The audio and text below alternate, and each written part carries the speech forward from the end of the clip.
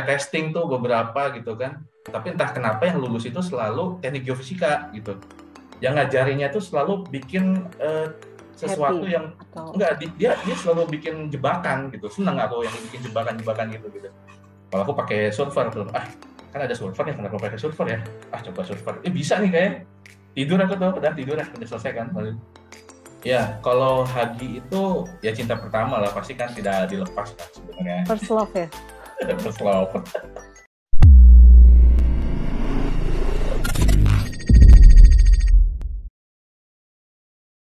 Halo teman-teman Hagi, kembali lagi di episode Geopod Hagi. Kali ini aku, Jihan sebagai host Geopod Hagi, akan membawakan satu hal yang menarik untuk teman-teman Hagi. Jadi masih dalam rangkaian Pemilu Hagi sebenarnya, kalau misalnya kita ngikut ya, kalau masih misalnya kemarin dengar mengenai teaser dari Pemilu Hagi itu sendiri. Nah, episode hari ini akan melanjutkan dan berita mengenai Pemilu Hagi itu sendiri. Kali ini aku nggak sendiri sebagai host, aku akan ditemani salah satu mbak cantik dari Hagi juga, yaitu ada Mbak Danes. Halo Mbak Danes, selamat sore. Halo Jihan, selamat sore. Kita bakal ngobrol-ngobrol santai gitu ya, lebih mengenal lebih dalam tentang calon presiden di tahun 2022 sampai 2024. Nah, itu kita bakalan ngobrol bareng bersama Mas Helmy Indrajaya dengan nomor urut 1. Well, untuk hari ini kita akan sedikit mengulik sedikit informasi mengenai Mas Helmy langsung dari beliaunya langsung ya. Mungkin kita bisa langsung invite nih Mas Helmy. Halo Mas Helmy. Selamat sore Mas Helmy. Halo, Assalamualaikum, selamat sore Mbak Jihan, Mbak Danas. Jadi kita bakalan menyampaikan beberapa pertanyaan nih Mas kepada Mas Helmy yang semoga bisa dijawab dengan baik, dengan maksimal. Nah, yang pertama nih Mas, nomor 1 dulu nih. Cerita tentang perjalanan hidup dari masa kecil hingga kuliah gimana nih Mas Helmy nih? Ceritain dong ke kita biar kita lebih tahu gitu. Oke. Silakan Mas. Boleh. Terima kasih nih atas kesempatannya ya. Mungkin saya sedikit cerita waktu kecil itu sebenarnya saya orang Bandung asli sih. Jadi lahir sampai kuliah mungkin itu semuanya di Bandung. Dihabiskan kurang lebih 20 tahunan tuh di Bandung. Jadi sebenarnya kalau dibilang perjalanan hidup ya semuanya ada di Bandung gitu ya. Jadi dari sekolah dasar beranjak ke SMP ya seperti biasanya juga ke SMP 5 Bandung. Kemudian SMA 8 Bandung, semuanya Bandung nih, kebetulan masuk ke ITB, jurusan Teknik Geofisika ya, di Bandung juga. Kemudian waktu yang menariknya setelah lulus itu ada bukan beasiswa waktu itu ya, beasiswa dari Pertamina. Waktu itu ada kerjasama antara ITB sama Curtin University ya di Australia. Nah, ya akhirnya kita ikut tuh ya, program beasiswanya, alhamdulillah lolos ya setelah di Australia itu sempat untuk S2-nya. Kemudian pulang langsung bekerja di Pertamina. Oke, sebenarnya Mas Helmy apa sih yang menjadi awal mula Mas Helmy tertarik di bidang geofisika, atau mungkin alasan Mas Helmy memilih teknik geofisika ITB waktu S1? Oh itu ya, nah ini menarik juga nih. Pertama, kalau boleh jujur ya, sebenarnya saya tuh suka fisika sebenarnya. Pas masuk ke kuliah itu, waktu itu ngelihat kalau fisika pengennya kan ke ITB ya sebenarnya, ada harapan ke ITB.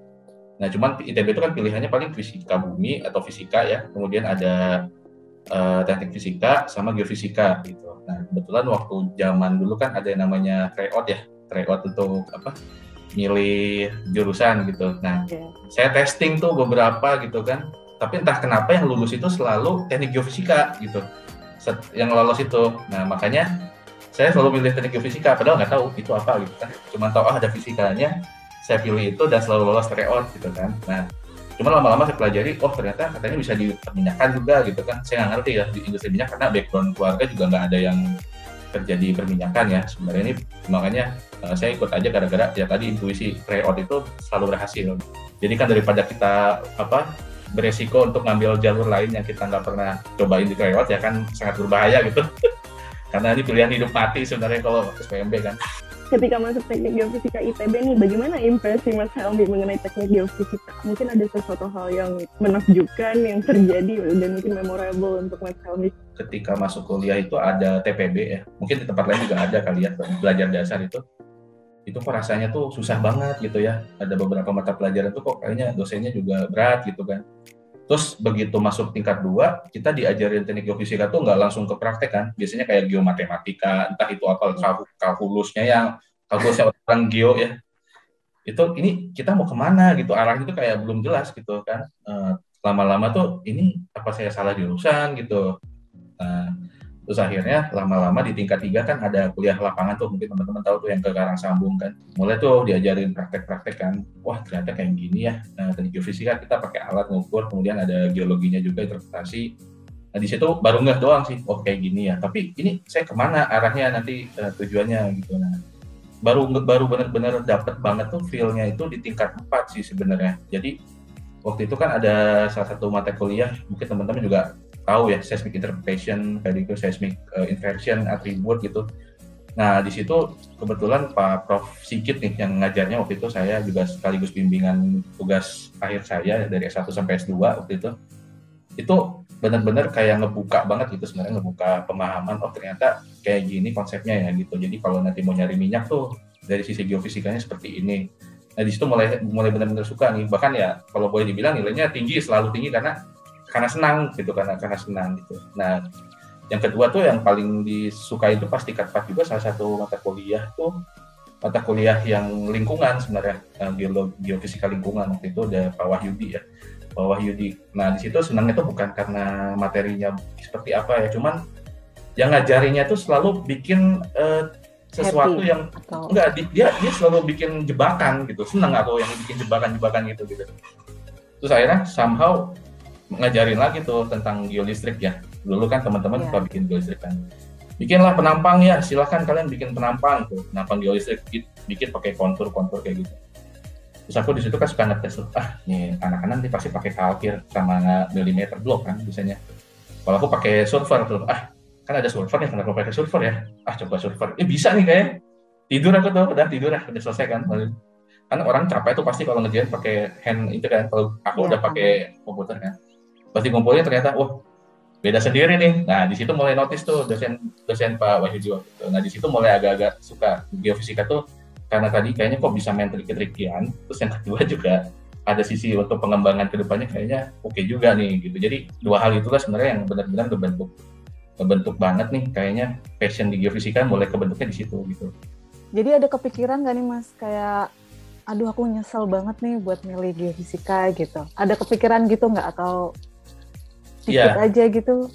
Tingkat 2 itu yang galau sih sebenarnya. Kalau nyesel banget sih enggak ya, galau aja kayak ini kok susah banget gitu, kok ini ngajarin geomatik coba tujuannya kemana gitu, kita kan udah diarahin teori gitu kan. Tapi alhamdulillah sih pas begitu tahu di tingkat 4 itu kan udah ada mulai kebentuk materi. Kemudian saya tugas akhir tuh ke Cirebon waktu itu S1 ya. Itu juga perjuangan juga kan, memang waktu itu mata kuliah tuh tinggal sedikit lagi dan saya tuh mungkin cuma ngambil 2 kuliah terakhir itu. Cuma saya nunggu ke Pertamina waktu itu, karena memang betul-betul saya, kalau ada tawar teman-teman tuh mungkin tawaran company dari yang lain mungkin diterima ya, mungkin yang dari company luar gitu. Kalau saya setia menunggu Pertamina. Jadi perasaan yang tadinya pusing, begitu saya tugas akhir itu udah mulai kebayang, kerjanya gini, kemudian langsung praktekkan di Pertamina gitu, dengan seperti itu. Jadi akhirnya makin yakin, ini sepertinya bisa nih kalau dijalanin ya, kayak gitu. Jadi udah nggak nyesel ya Mas ya setelah? Alhamdulillah enggak. Terus juga nih Mas, ceritain juga dong kan, jadi setelah lulus masuk Hagi gimana nih? Awal mula masuk Hagi nih ceritanya. Nah, menarik nih masuk Hagi. Jadi sebenarnya saya tuh tahu Hagi itu pas tingkat akhir kuliah itu, tingkat 4 ya. Waktu itu jadi tuh masih kuliah ya Mas ya? Masih kuliah, cuman nggak tahu kuliah. isinya tuh gimana, nggak tahu. Karena kan dulu nggak ada program kayak student gitu, saya nggak tahu informasinya seperti apa ya. Kebetulan manajer saya itu Pak Yosi, presiden Hagi ke berapa aku lupa ya, Pak Yosi itu. Jadi Pak Yosi itu presiden Hagi waktu itu kebetulan lagi bikin pit Hagi. Nah dia butuh waktu itu judge score buat ngitung makalah kan, paper makalah tuh ada butuh orang untuk nilai gitu. Karena saya kebetulan staffnya gitu, Mi, mau bantu nggak katanya? Bantu apa Pak? Udah sinilah kamu ikut aja katanya, ikut Hagi kayak gini. Saya ngapain Pak di sana? Kan? Ya pokoknya ngitung skor paper katanya. Oh ya udah saya cobain aja deh kan, ya namanya bos juga kan, ya kita ikut dulu lah ya. Ternyata seru juga gitu pas begitu ikut. Oh cuman waktu itu diajak ke Palembang kalau nggak salah, fit yang di Palembang. Kemudian kita begitu paper selesai, kita nilai tuh scoring selesai, terus kita kasih ke bagian MC ya untuk diumumin siapa the best paper hari itu kayak gitu. Nah di situ tuh baru mulai kenal Hagi tuh. Nah pas begitu tahu ngajar di judge course kayak gitu sering diajak sama Pak Yosi kalau setiap pertemuan ke SKK atau kemanapun dikenalin sama relasi-relasi gitu kan, suka ketika halal atau apa gitu. Jadi betul-betul Pak Yosi terus Pak Bobi kan itu sebenarnya manajer saya selaku coaching saya juga sebenarnya. Jadi begitu saya masuk ke Pertamina itu beberapa coaching tuh kayak Pak Bobi kan, Hagi juga tuh, dan di IPA juga aktif. Kemudian Pak Yosi, ada Pak Imam juga Setiawan.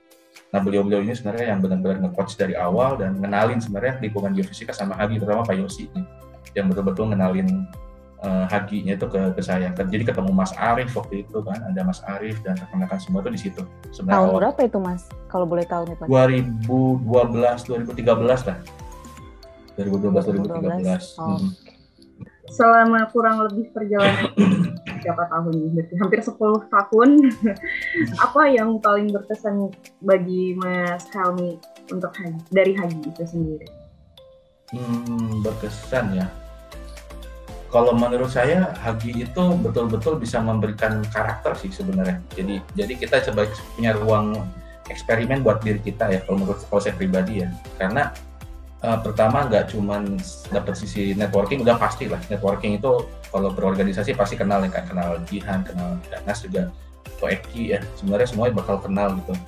Cuman ada satu sisi kepribadi ya sebenarnya, jadi kayak eksperimental buat pribadi sebenarnya. Contohnya ya misalnya ketika waktu itu yang menarik tuh waktu zamannya Pak Mailendra tuh ya, Profesor Ilik waktu itu jadi presiden Hagi itu sempat men-challenge tuh. Jadi setelah judge score itu diajak fit lagi selanjutnya gitu. Mi katanya Pak Mailendra, kamu sanggup nggak bikin student competition waktu itu? Tapi saya terima tuh. Di situ mulai tuh kebuka kayak challenge yang di luar kadang nggak bisa, mungkin kayaknya bisa nih. Coba kita jalani nih. Keterusan 3 tahun. Terus jadi selama 3 fit ke depan itu student competition itu yang megang saya terus gitu. Pengalaman yang menarik tuh dipercaya jadi staff kursus waktu itu, kemudian juga naik lagi ke jadi VP organisasi gitu. Nah di situ mulai kebayang organisasi Hagi secara sistemiknya seperti apa gitu, karena menurut saya kuncinya tuh di VP organisasi waktu itu.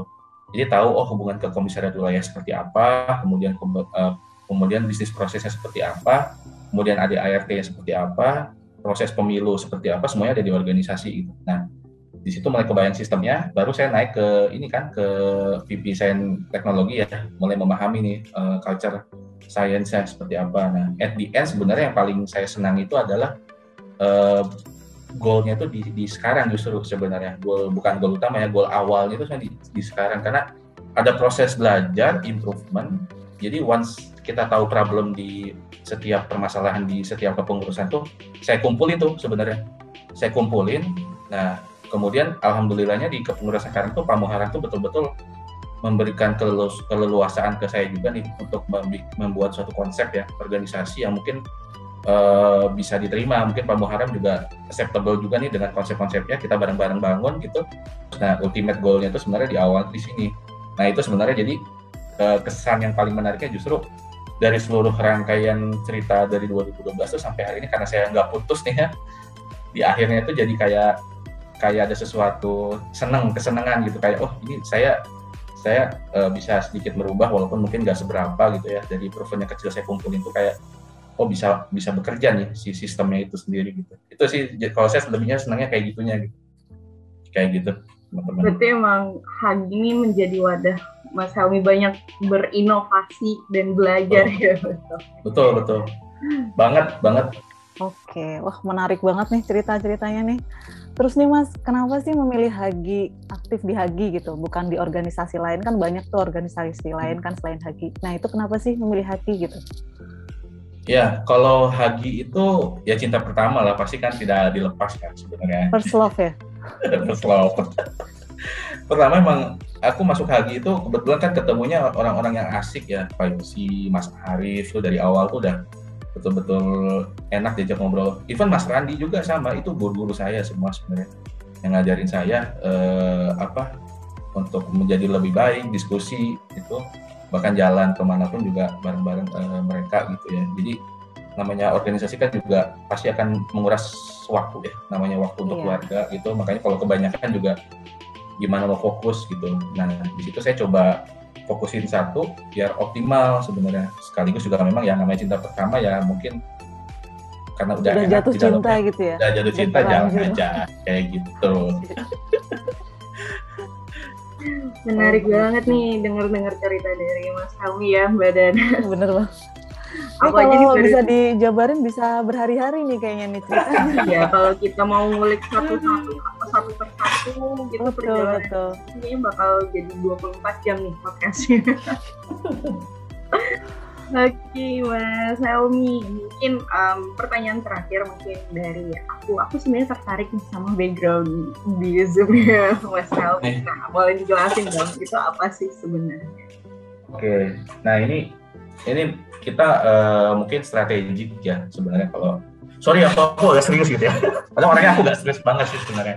Cuman somehow karena mungkin di pertamanya juga di bagian portofolio jadi agak-agak serius juga sih kadang jadi mulai agak berubah sih.